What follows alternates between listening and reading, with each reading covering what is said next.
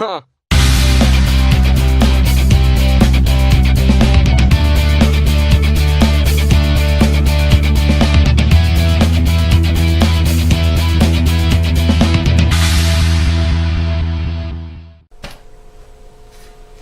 Okay, so I let these tabs sticking out on these molds here, body molds, so that I could put a bolt through and connect the body, you know, separate the body mold. And I'm realizing a little late to the party on this one. Let me back up a sec here. I'll grab something. Standard body mold, like on an acoustic guitar. This is the plastic the Formica guitar I did a couple years ago. You know, so there's no, you know, if you pull a bolt out of here, yeah, or here on top or bottom, and then hinged it, it would separate because there's nothing here to stop it from separating, right?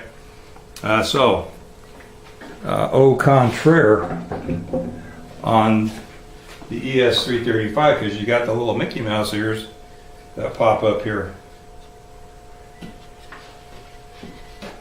right? Yeah, well, maybe not right, right? You got a little Mickey Mouse ears, so even if you could pivot the mold, if you had a bolt through the hole in the bottom and you pivoted this, it's going to, you can't do it. It's going to run into this. Even if you pivoted it on top, it hits here. I had another pattern laying on it where you could see what it was doing. Anyway, so there's no way to hinge this thing and have it clear the ears. So what I've decided is that it's just not going to clear. So the thing to do is I'm just going to sheet it all together, and I would have to do this anyway because of the type of guitar it is. Glue the back or top on, probably the top, probably the back, and you know, and then pull it out of the mold and then glue the top on. So once the back is dried and movable, then it'll just have to be, you know, pushed straight out of the mold. It's not going to unhinge, or there's really no advantage to making it unbolt. I suppose at that point it would be loose and you could move it a little bit and get it out, but it's square. It should just pull right out. The other thing I wanted to mention right now is yesterday when I was talking about only having so much room between the kerfs, obviously I was confused because I was thinking about the mold at the time, which is outside, which isn't going to have anything in the way on the outside other than the top and the back. So I actually have 1 3/4 that I could have made it, but I'm making it 1 inch because I still want to have room to push the body one way or the other and be able to clamp the kerf linings in. So anyway, the inside, the spreaders, now those will have to be 1/2 inch thick to be able to go in between the 2 kerf strips after they're glued in. So anyway, I don't know what I was thinking about, but I just got off on that trail and I rode it all the way to the end. I'm in the process of thicknessing the sides for the ES-335, and got a couple sets here. I just ripped a 3/4 inch, you know, thick board down the middle, and so I'm making an awful lot of chips out of these things because I could have probably gotten 4 sides out of one piece. Wasn't thinking. Bottom line, think. All right, so it's gonna be loud. Putting my ears in, and we'll just turn some music on or something.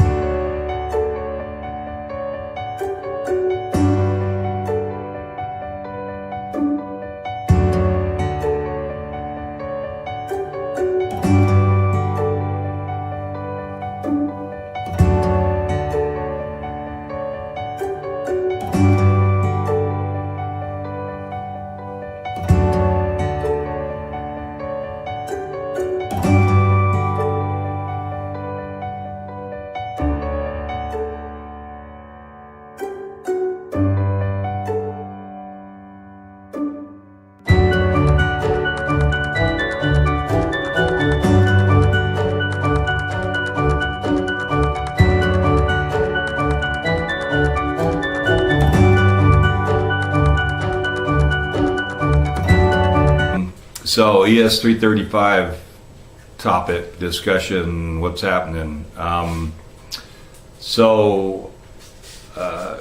not trying to reinvent the wheel. So I thought that I would,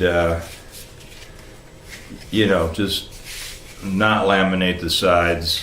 And as you know, on a 335, you have a pretty tight bend right in here.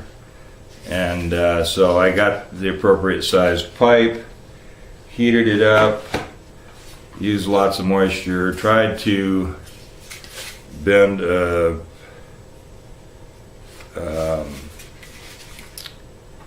not really quarter sawn piece. Of course, because the camera's rolling here, I'm completely drawing a blank.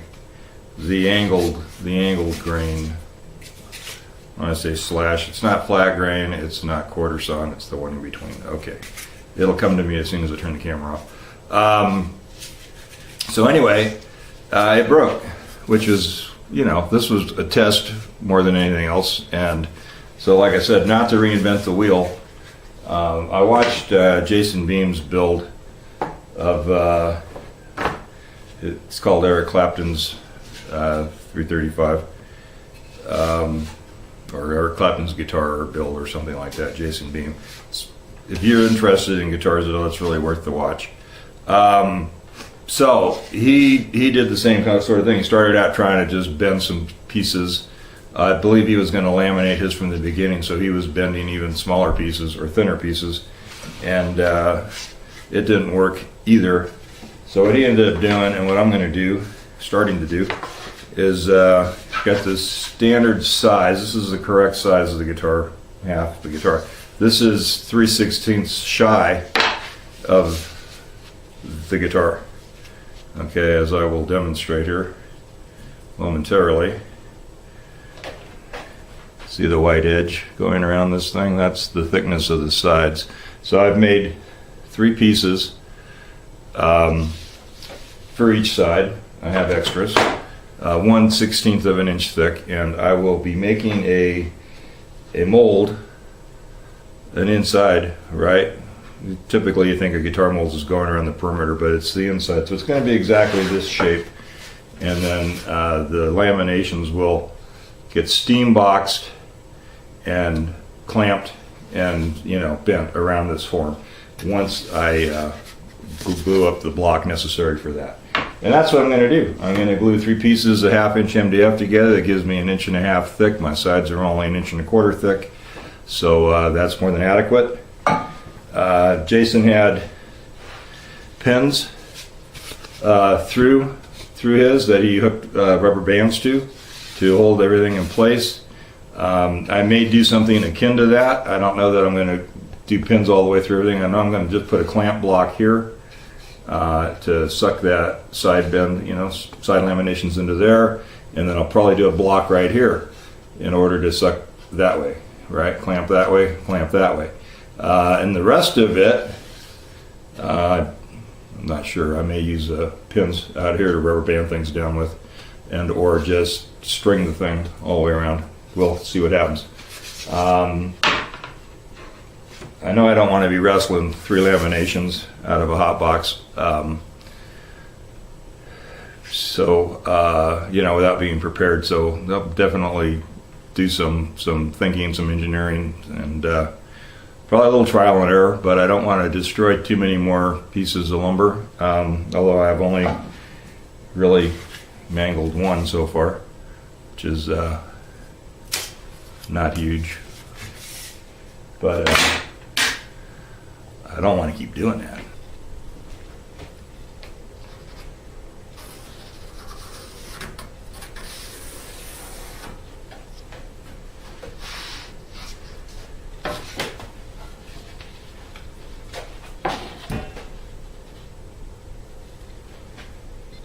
So I'm just stacking these things up, tracing them out because I'm going to glue them all together first and then cut them out. And so I'm basically tracing where I'm going to put the glue at this point. Then this top piece will be where I cut. And then I'll just affix the template and run around it with the router after I cut it out.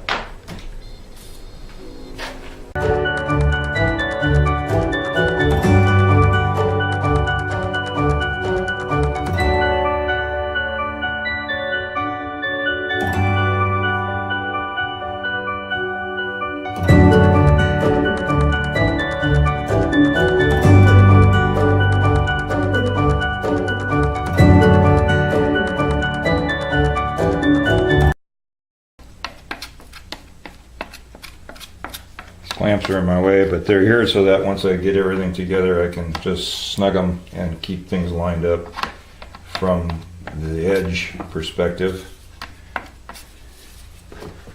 and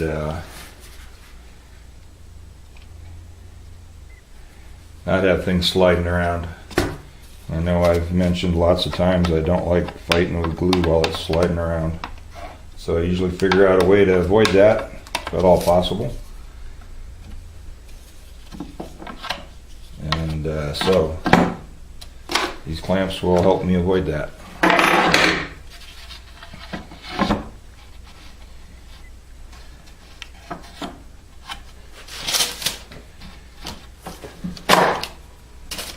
So I'm not even going to put a lot of pressure on it. It just needs to, you can see this edge, I'm just keeping this edge lined up. So, and then one pass through the joiner will clean that up really nicely.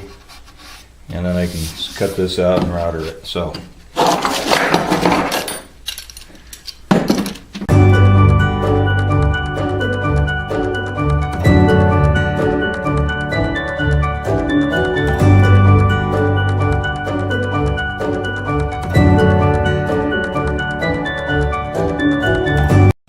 alright, that's about it. That's plenty good for what's going on here. Just gonna clean the glue.